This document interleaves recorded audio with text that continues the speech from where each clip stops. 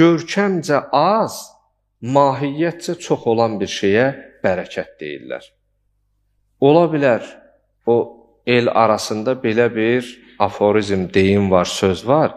Deyərlər ki, ömür var, günə dəyməz, gün var, ömrə dəyər. Adam da baxırsan 80 il, 90 il yaşayır, nə ailə, nə uşaq, nə cəmiyyət, nə qonşu, heç kim ondan bir xeyir görmür. Amma adam da var ki, qısa bir ömrdə ailəyə də, övlada da, dosta da, qardaşa da, xalqa da, dövlətə də, millətə də, yəni təsəvvüründə olan hər bir kəsə fayda verici.